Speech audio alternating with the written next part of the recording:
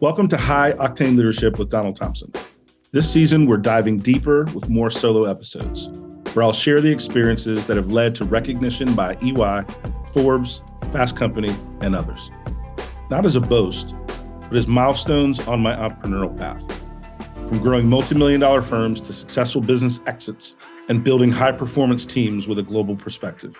I'll reveal the insights and strategies from my journey and share them with you so that we can win together. Alongside these solo episodes, we'll have industry visionaries and thought leaders, and we'll explore effective leadership. Ready to empower your leadership journey with real success stories? Let's embark on this transformational journey together.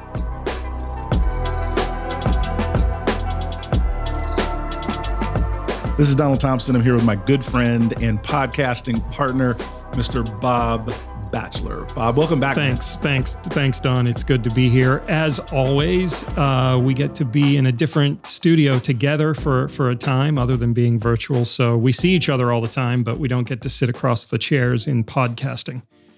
So we're talking about today and what's going on today. And on top of everybody's mind is DEI. Well, I probably shouldn't have said that.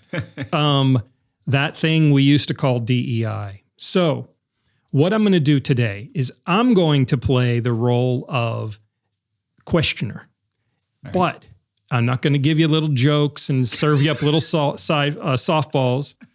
I want to put a little spice on this. Okay. So I want to be a bit of an inquisitor, a bit of devil's advocate to see if we can really tease out and get to the main topics in a way that we do, but I want to really kind of grind in on it today. Listen, I think it's great. A couple things, and then I'll turn the microphone to you, is that one, DEI is under attack. DEI is on trial. And so I think if you come to it with that approach, we can have a great dialogue about how to really think about things differently in this crazy world. Okay. Sounds good. So listeners, remember, Don and I are close. We're like two peas in a pod. But if it sounds like we're getting a little testy today, we're just teasing out ideas, and sometimes devil's advocacy is the best way to do it. So this conversation has to begin with President Trump back in office. Aggressive isn't even a big enough term to say what's happening right now. Aggressive, I mean, geez, the guy's taken over the entire nation. So aggressive, I mean, I don't know how more aggressive you can get. But specifically with federal programs, DEI is facing unprecedented challenge, hostility at the highest levels, not just a little bit of pushing it aside, but open hostility. So what do you say now to companies, to leaders, how do they safeguard what they've achieved over the last several years when this is like open season on anything related to DEI in the federal government? Yeah, one of the things that is even a little bit more challenging than what you described is that there's a halo effect and a negative construct to all of the noise about DEI and the federal programming, the federal government, in that it is now creating an environment where there's a litigious nature for private companies. So there are organizations that are literally, right, not theoretically, literally, scrubbing corporate websites for anything related to DEI and looking for anything that may look like DEI is being used to disenfranchise those that are already in power, white professionals, whatever you want to phrase you want to use, and suing these companies for their DEI policies. So yes, the federal government is scrubbing DEI from any literature, scrubbing DEI jobs, firing people in those roles. All of that can be done by executive order, but also it is not a dog whistle anymore. It is a call to action, right, for folks to really attack organizations that are standing strong with DEI and create mass confusion. And so with that as a backdrop, I'll answer your question. And what are we saying to folks? Number one, you've got to start with the basics. So I do talk about what DEI is not. It's an interesting twist, but I no longer answer to people what DEI is, what I'm saying in this moment. I start my communication with what it's not. It is not quotas. And the reason that's important is because that's a false narrative that is driving media consumption, is that DEI is about quotas. So I have to start with what it's not. It's not about quotas. DEI is not about disenfranchising any other organizations or groupings of people. What DEI is how do we create a better workplace for all? And then I transition into examples of, I'm no longer defining the terms because that can get hijacked. I want to tell you what it's not, and then I want to ask you or others or our audience a few questions. Do you believe that women should be paid the same wage for the same work? If you answer yes to that, you're a pragmatic, reasonable person. Doesn't matter what you call it. Do you believe in parental leave for a husband and wife, man and woman, anybody that has kids? Do you believe in parental leave? That's a yes or no question, right? Most people achieve that. Most people, if they're having a family, they want some time off to bond with that little one, right? I ask a question very, very simply. Do you believe that people should feel safe from harassment at work? Yes. Do you believe that you should expand the number of people you're looking to hire by recruiting from more than one single university so that you actually can hire the best people by having a larger pool of applicants? And once I get people nodding the head yes, then I have to look them in the eye and say, now, what are you against? And most people are not equipped to answer that question when it's framed that way, because most people are lost in the negative narrative that is really about political power, not pushing forward.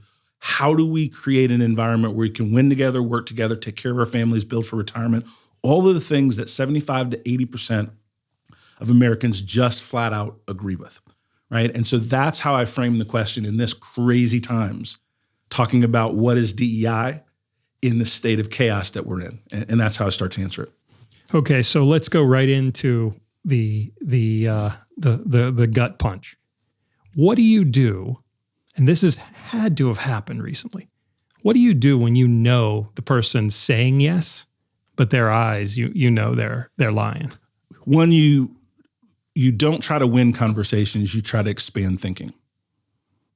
And when you give people space to share their thinking, a couple things happen. Number one, people may have a critique or criticism that's actually very valid. I'll give an example, right?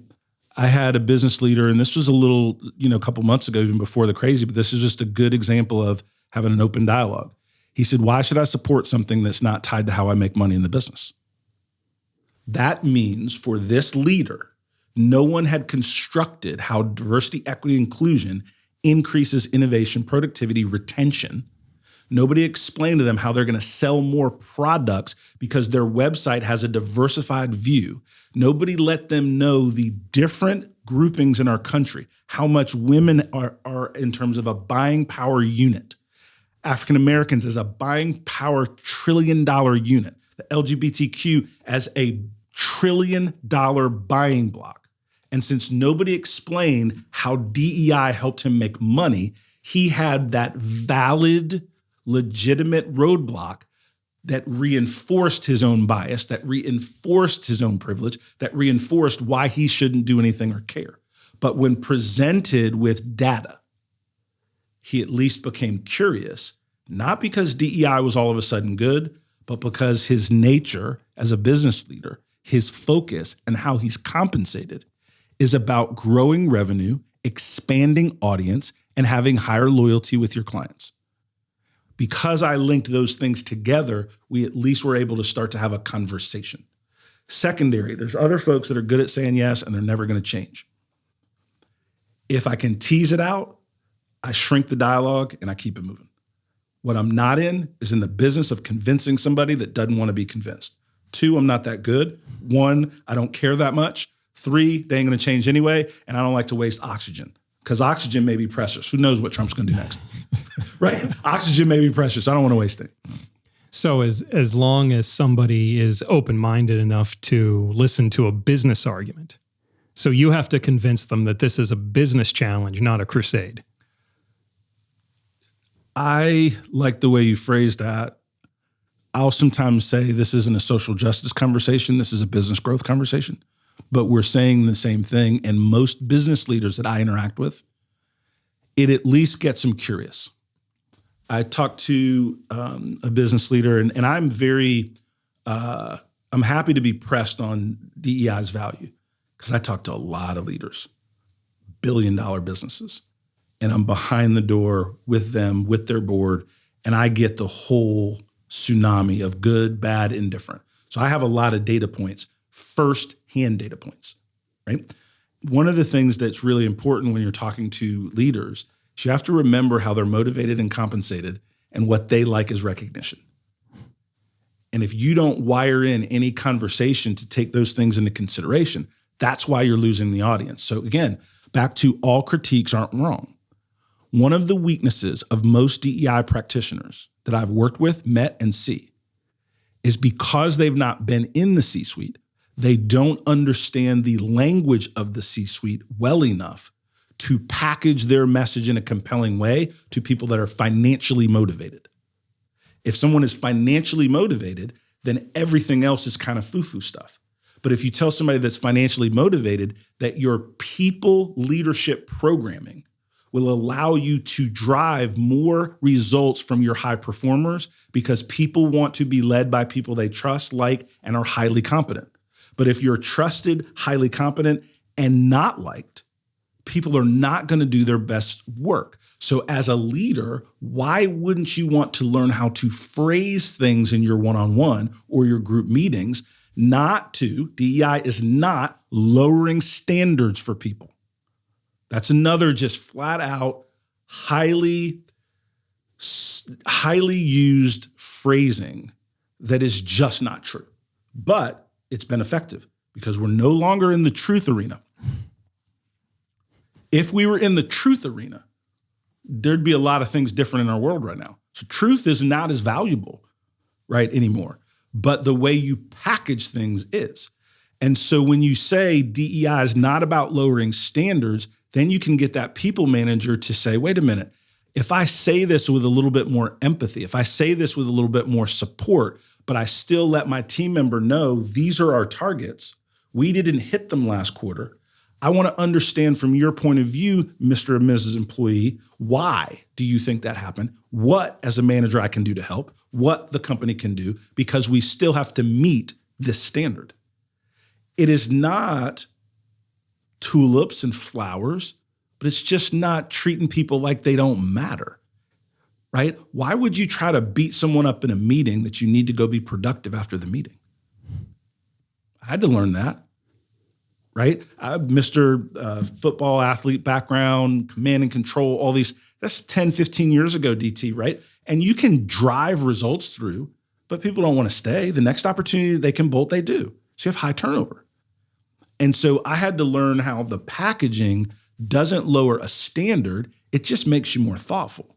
It just makes you more approachable. It just makes you a believer that people are your biggest asset. How many companies have that in their vision, mission statement? People are our biggest asset. We love our people, and then treat their team like shit. Exactly. Like, you got to lose me with that, right? Because if you think about diversity, equity, inclusion, and then you just put that phrase aside for a minute, and that you realize that if you have frontline professionals, if you're working at an organization that is in the financial space, and you have tellers and different things, if you're working in the food space, and you're a big grocery chain, and you have people that are interacting, how are your people going to treat your customers if they're not treated well? And so when you think about it like that and don't put a term on it, and you're thinking about things like employee engagement, workplace effectiveness, workplace communication, well-being, now all of a sudden we're driving to a point of unification, because the dog whistle is that DEI means race, sexual orientation, and we don't want to deal with race because I'm not racist, and we're post-racist now. We're post-racial now, right? Which is all it's total bullshit. But they don't want to talk about it. And so when was the last time, I can't ever remember this, getting somebody to give me lots of money by talking about something they don't want to talk about? I've not been financially successful by doing that. So I got to find a way to talk about the same things in a way that relates to a broader group of people. And there's nothing wrong with that. That part is good. It makes sense. Yeah, let's stick on that for a second, because you do have an insider's perspective, both in the C-suite and in boardrooms.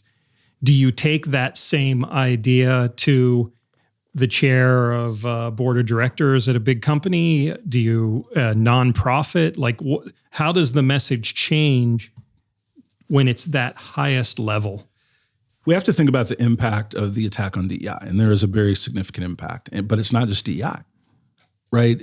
It is the narrative in our country now that if you are not in the celebrity class or the wealth class, you need to fend for yourself. I mean, that's what's happening, right? Like if we're just like direct and honest about it.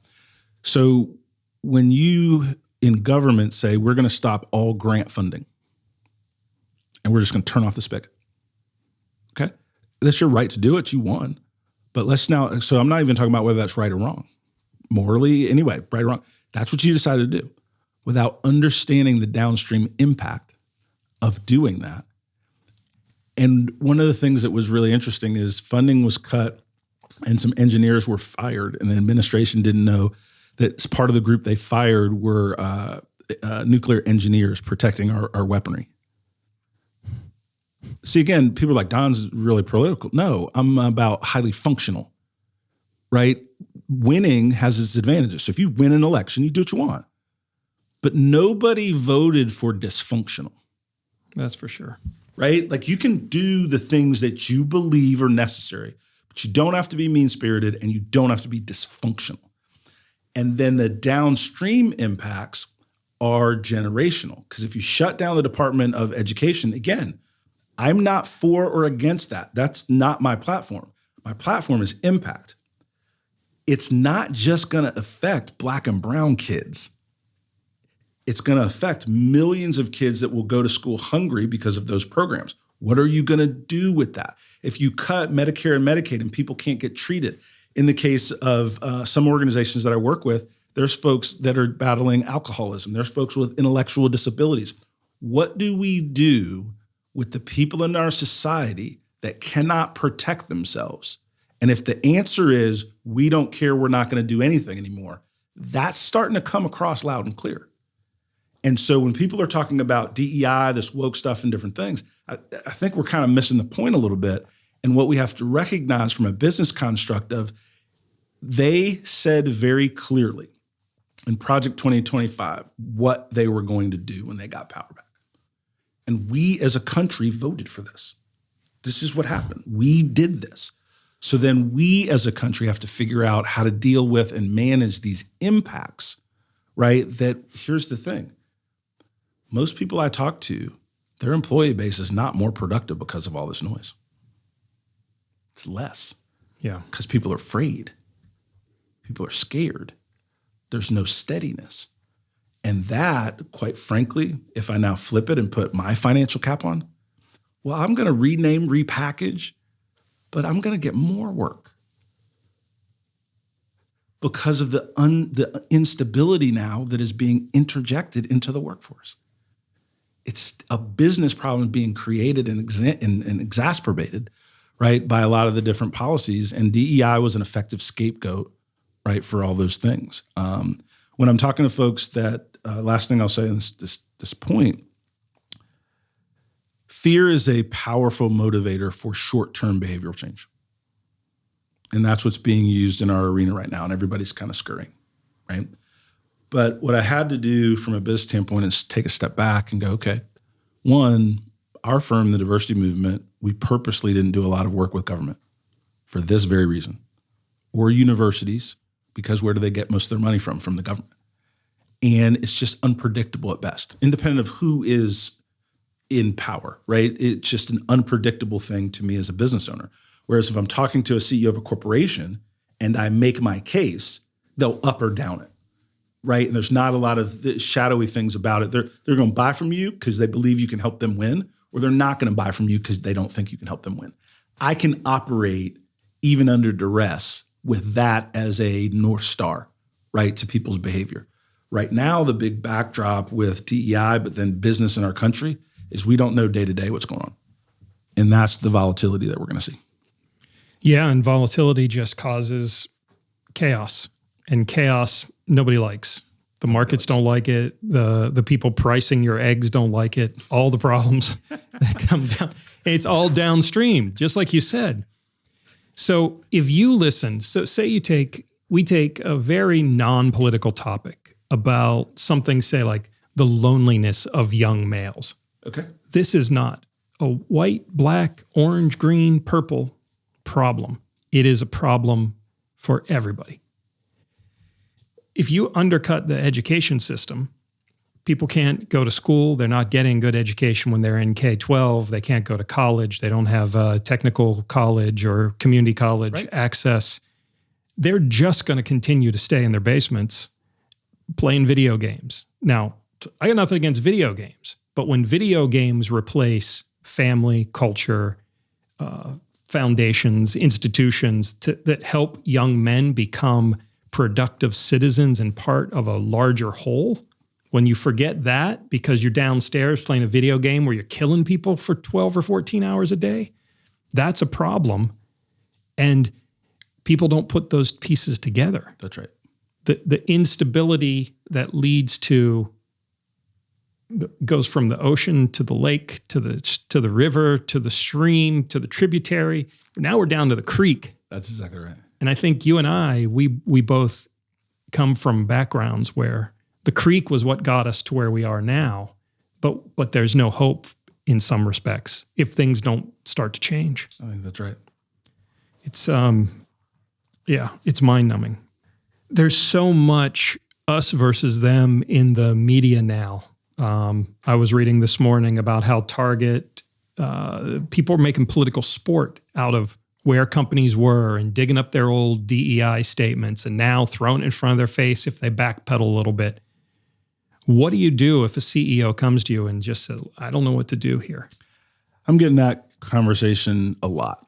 I'll use 3 buckets or 3 ways to think about this, or 3 ways to bifurcate the discussion.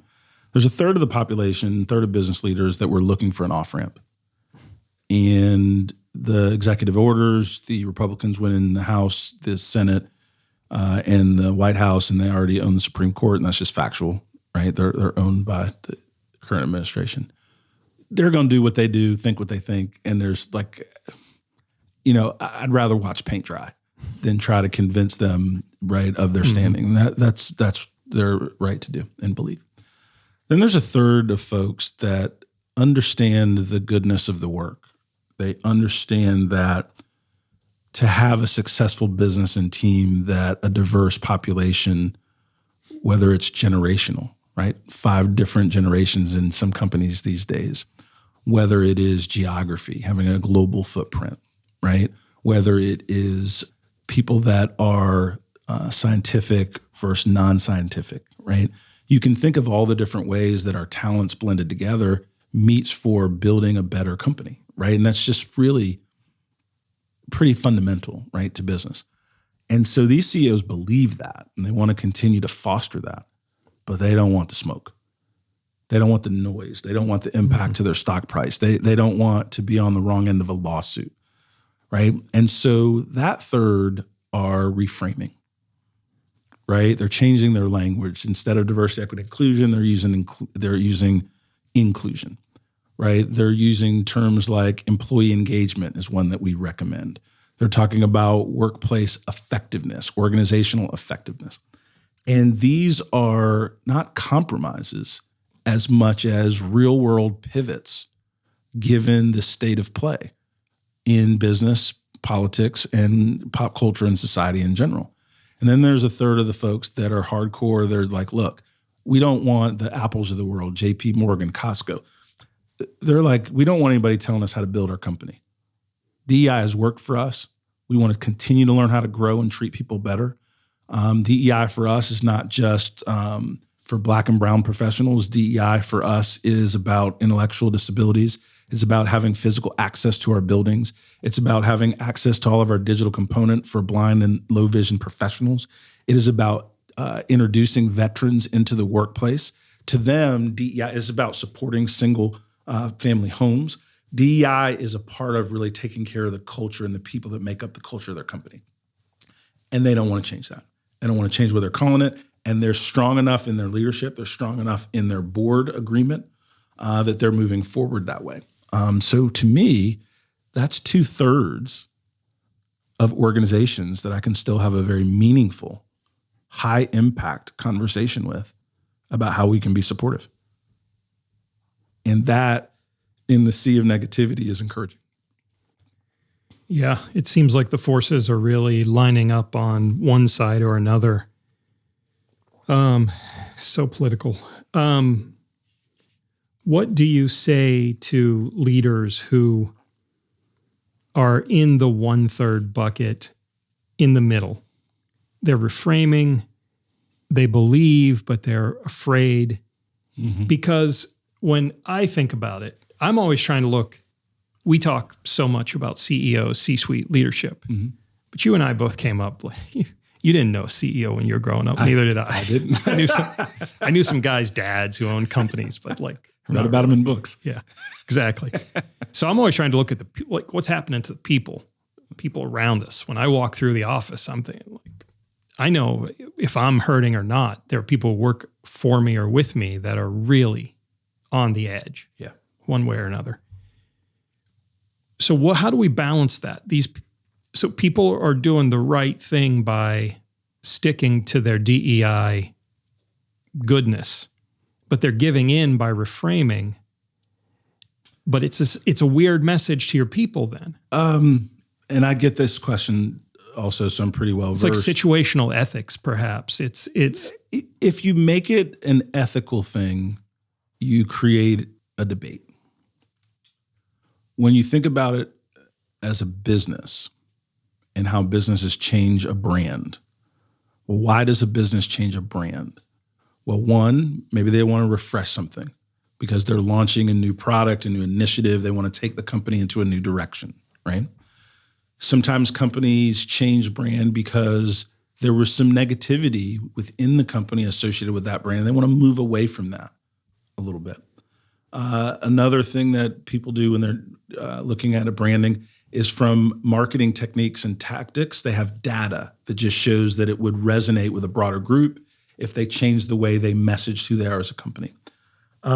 Those things are not frowned upon when you think about them in business terms. But because so much around diversity, equity, inclusion is emotive, then people have a hard time with, why are you pivoting the packaging? But there's no one that says that a 1990 Ford Mustang should look like a 2025 Mustang. That evolution of that car, that vehicle, right, is expected to change and grow and get better. For the third that are looking to continue to move forward but rebrand, I don't have a problem with that at all, because the work that I do has never been about what we call it. And that's why I'm winning, because I'm outcome-based. I'm not stuck on any one thing necessarily of how I describe what I'm doing, but the outcome still needs to be a better workplace for all. The mission to me is so clear that the details of how to get the mission done are fluid. That doesn't make me weak. That doesn't mean that I'm no longer an ally. It makes me smart, effective, and it gives me the chance to sustain the program, or in this case, our business, right, for the long haul, right? And so I think that when we get emotive, we're like, oh, you're taking a step back, you're kowtowing. I think it's really smart, right?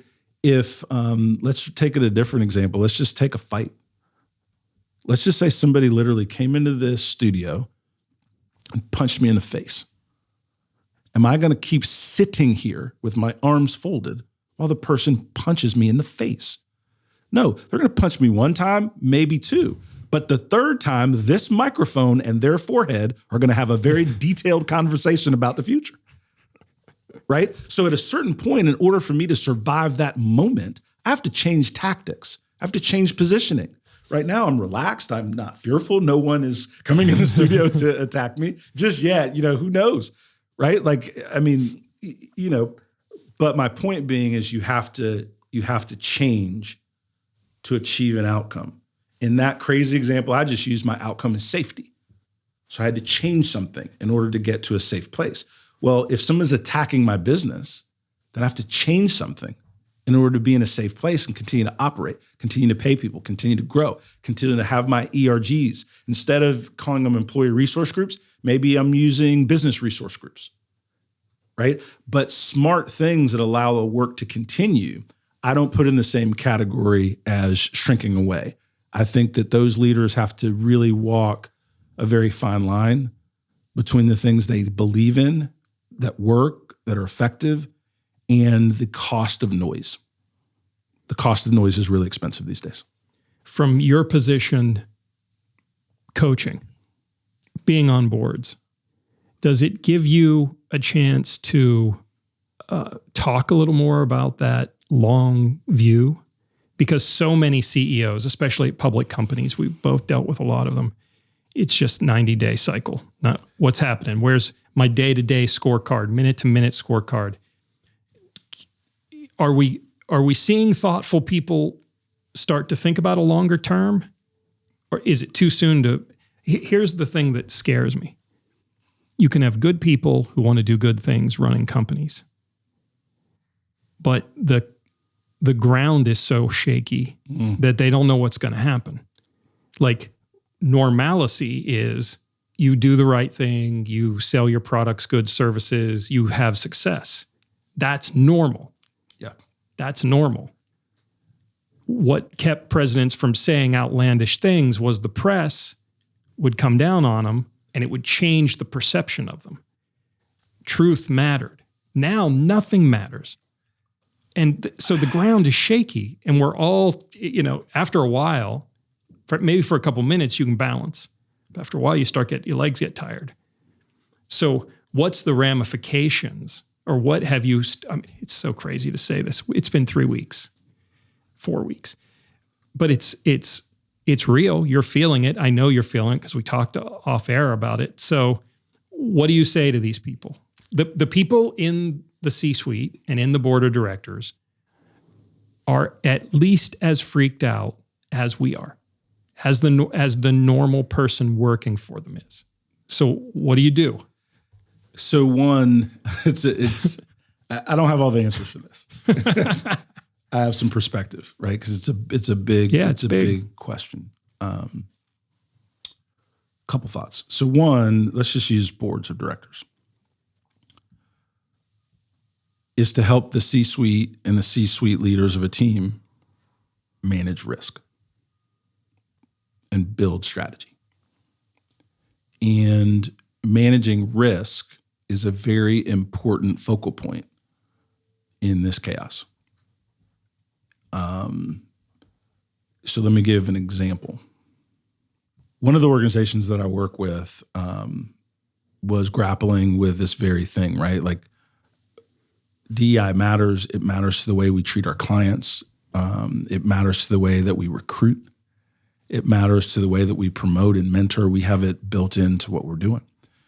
And most of the boards that I've worked with, even those that are more conservatively leaning, right, have a understanding and appreciation that the well-being of the workforce matters to drive fiscal growth. If we just keep it like really, really simple, that the well-being of the workforce matters to produce financial growth.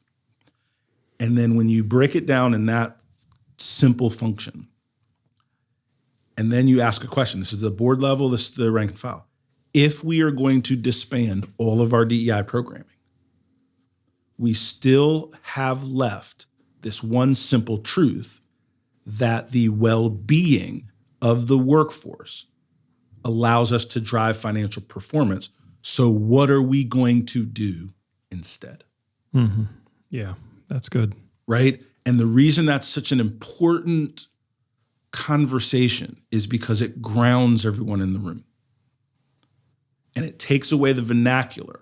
And then it says, let's now get to the point of how do we create and grow our organization, right? And I try, Bob, when I'm talking with people across different industries, different levels within the organization, bring things down to some fundamental truths. And then once we can agree on those, we're at least not having an argument. We're having a conversation, and conversations on ideas, even if we significantly disagree, is a good thing, right? I have no issue with that, independent of what people decide.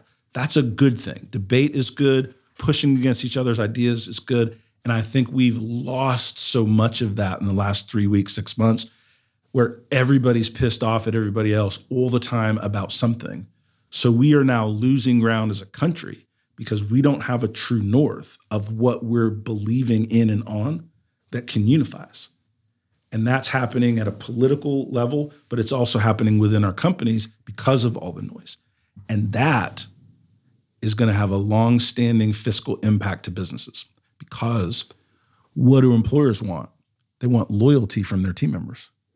Well, if you don't show people loyalty, they don't give it back. So then you're going to have people that are working at 70, 80% versus 100% of their potential. You're going to have people that if somebody pays them $1 more, they're out the door and taking all the intellectual capital, right, that you invested with them, all the training, it's just going to walk out with them. These are impacts that are just not smart. If you say to somebody, you have to come into the office 5 days a week, it's your right to do that. And you're going to do it in a week, okay? I'm on the board of a small firm, and I won't get into that right now, but we moved from 1 day a week in the office to 2. And we talked to the team about it 3 months ago. Because I said, listen, and that's 2 things. One, we want to make sure we have office space that is worth coming into. So we had to work on that with the small company, even in the crazy times. And the second thing is we want to give you plenty of lead time because we respect the fact that some people have childcare that they have to work through. They have pets that they care. There's just all kinds of different things in people's lives that change. People can get their head around it, but give me some space to work that in reasonably, unless there's some kind of corporate crisis, which there isn't with the companies that are doing that. They're not. They're just reminding people, which is part of strategy, boss, employee, don't forget it. Come back to work. That's what, if we really want to talk about what's happening, that's what's happening. Because independent of DEI or other things, there's been a shift of employee empowerment, employee ability to move and dictate terms of how they work. More and more people moving into the gig economy and all these different things. So there was less control of the system, the corporate hierarchy.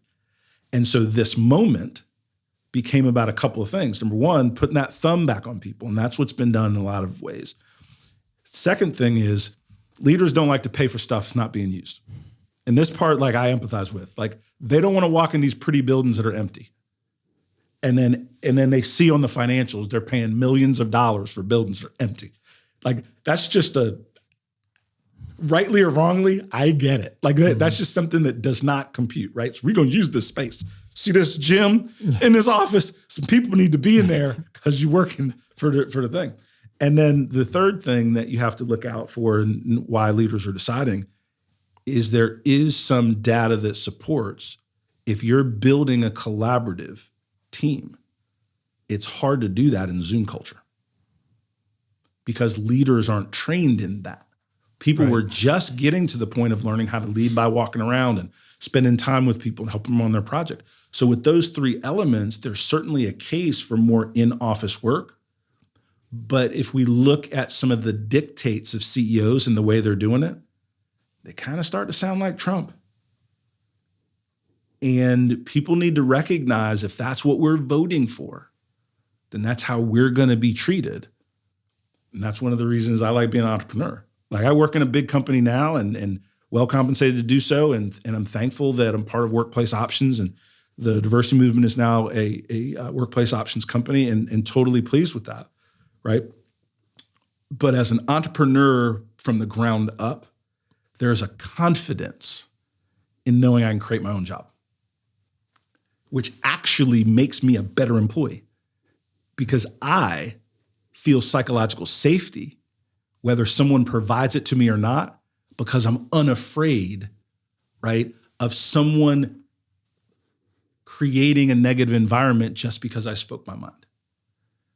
I have a privilege And then I have an experience level of that kind of toughness, right? That mental toughness. But most people, when we think about all the chaos that's going on around DEI, one of the impacts is that psychological safety in companies is going down. Because people are now, watch this, they're going to be less open with their manager or their boss. What if I say this and it gets misconstrued? And so all the things we've worked for to try to create those unified company cultures is taking a step back. We'll figure it out. We'll help companies. We'll make money doing it. But it's going to be a little bit of a rocky time these days. Yeah, one of the things you mentioned there was crisis. And are you seeing or hearing boards and CEOs talk about having their crisis plans in place? Because there's traditionally in PR, there's always a cry when a crisis arises and people are like, why didn't we plan for this? They could have been planning for it. They just never did. Are you seeing any of that now? I'm going to take a note of that. I'm not. The current landscape is so right now focused that people cannot look beyond the moment that we're in. But to your point, we're having to redefine what crisis is inside the organization, and that internal comms and that crisis PR thought process needs to become more of a standard, right? Versus something you just do, right, under duress. Because, and I'll be really, really specific, there's so many external factors that are happening every week in the world that is keeping your employee base unsettled. And the worst thing a CEO can do is say nothing.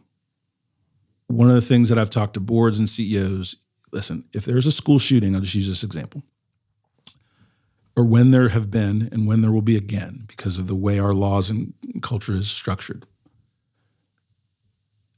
no one's asking you to come out for or against the Second Amendment. They're asking you to say to your employees, we know that some of you are hurting and some of you are more fearful that have young kids that are still in school. And if you need to adjust your schedule a little bit during this time, you want to make sure you're picking up your kids and different things. We want to be, as an organization, we're going to remind you that we have employee assistance programming, that your managers are open-minded about the well-being of you as an individual and a family, and that we care, and that we're open to reasonable flexibility during this moment, and we want to let you know that you care. That doesn't mean what you as a CEO believe politically. It means what you're responsible for as a leader in this moment. And that is something that I'm highly encouraging CEOs to speak out and share their care and empathy real time with their teams.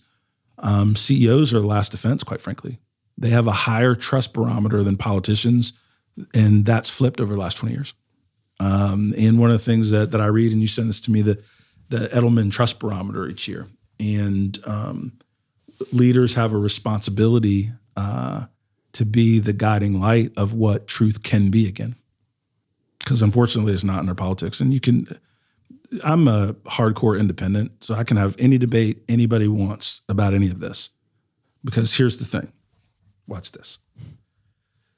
75% of Americans believe in term limits. Why don't we have them? Oh, because the people that are in power like to just grift off us. If you look back at the last time that the Republicans had the House, the Senate, and the presidency, they didn't. Nobody's done anything about immigration in a serious way in the last 25 years. Why? Because people want to blame the other side, and it's just a political tool. Nobody actually wants to fix the problem. Number 3, Democrat, Republican, doesn't matter. How many times have we run up against the debt ceiling every 6 months about whether or not we're going to pay our bills? And watch this. If the government shut down, who still gets paid? Military doesn't get paid. Federal workers are furloughed. Congress still gets paid. So anybody on this earth that wants to have a political discussion with me, I'm easy, because all of them aren't doing their job and haven't been for 50, 100 years. So I'm not with any of them.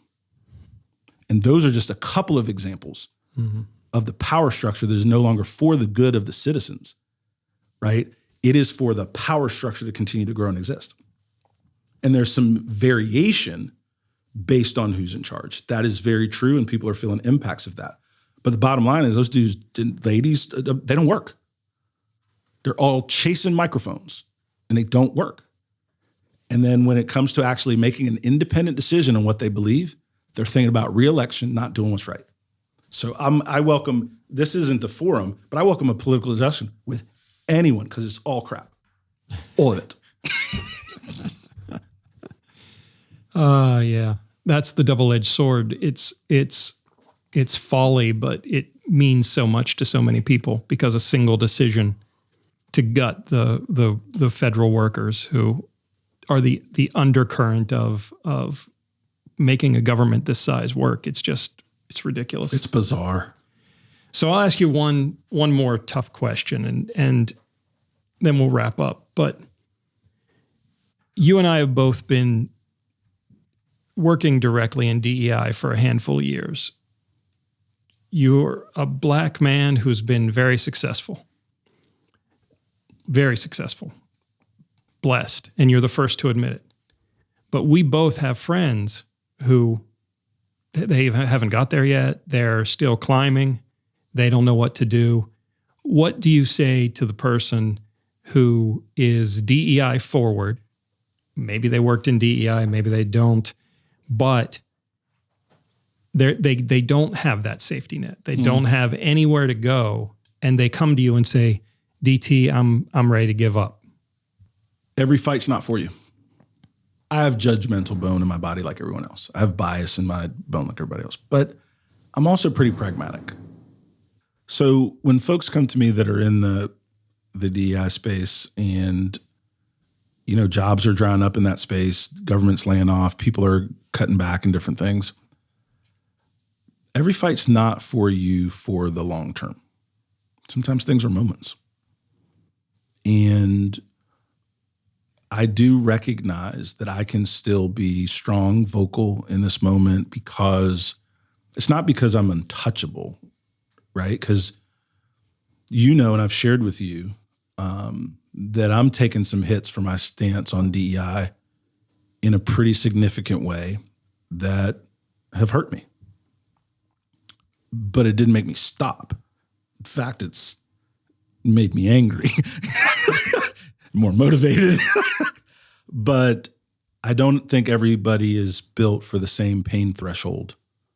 And people need to do what's best for themselves, period. And that may sound weird, but I don't need somebody staying in a fight that they're not equipped to be productive in the fight. I'd rather know you're on the sidelines. Because at this moment, clarity and courage and a little bit of toughness is pretty critical to this situation. And you got to talk bolder in many cases, right? The diversity movement, we haven't changed our name. We thought about it. We considered it. Like these are real pragmatic things, right? But we're trusting the quality of what we're doing and the alignment to business outcomes, which we're very serious about. That's why we didn't do this as a nonprofit. That's why we went for B2B clients first and foremost. That's why we stayed away from government, because government is not measured by the return on that investment. They're just not. They make up numbers all the time, right? They have an Office of Budget Management, and the people that did a good job, they fired them. And the inspector generals, anybody that they fired them. And now they're just going to poof the magic numbers, right, to do whatever they want to do. But I think if it's time for people to step aside, do something different, they should do that. Don't agonize about it. Like, there's craziness going on, right? If you got a life raft somewhere else, put that life raft on. What do you want me to do? Go get on the boat with me and the water's going to be rocky and you're complaining all the time about how rocky the water is? Like, I don't need that. I'd rather have fewer crew that's ready for the waves ahead and we're going to push through it, right? Than more people on the boat and more people that just aren't ready for that kind of mission. And I don't judge either way, because who knows what I'll be doing 10 years now, 15 years from now. But in the moment when I'm focused on what I'm doing, I'm not changing, but I may change my language. You're going to hear me talk a lot more about psychological safety, employee engagement. I can't wait to read a white paper you and your team are putting together at Workplace Options, where it's the second year that you've coalesced it right under your leadership, which I'm so proud of, right? Like you work in a different part of the organization, but we still partner together. But you all are launching a Workplace Options psychological safety study, and it's now 14 countries. Is that right? 18. 18 countries that you all surveyed, and you're looking data rich with data, the through line, right, between what are the highest levels of workplace concerns and then what leaders can do about it. And you know what? You're not saying DEI one bit, but you know what you're doing? You're helping create a better workplace for all. And if we can get more people focused on that, and then people give me a little grace when I say DEI less and psychological safety more and employee engagement more, I have to protect my overall strength to stay in the fight. So I have to make some pragmatic changes depending on the audience. Right? It's like if you're a comedian, right, and you're a Black comedian, you don't tell the same jokes to a Black audience, white audience, mixed audience. Like you got some different flavors to how you're rolling based on the audience. That's all we're doing with DEI. Based on the audience, just changing up the seasoning a little bit. But we're still going to cook an amazing meal and hopefully create a better workplace for all, as long as people will have me. Well, that about says it all. And I appreciate you tackling some of these questions that a lot of people can't, or running from, or aren't safe, or aren't in a psychologically safe space. So I appreciate that openness. Yeah. And until next time, we'll kick it again. All right. Thanks, Bob. Thanks, Tom.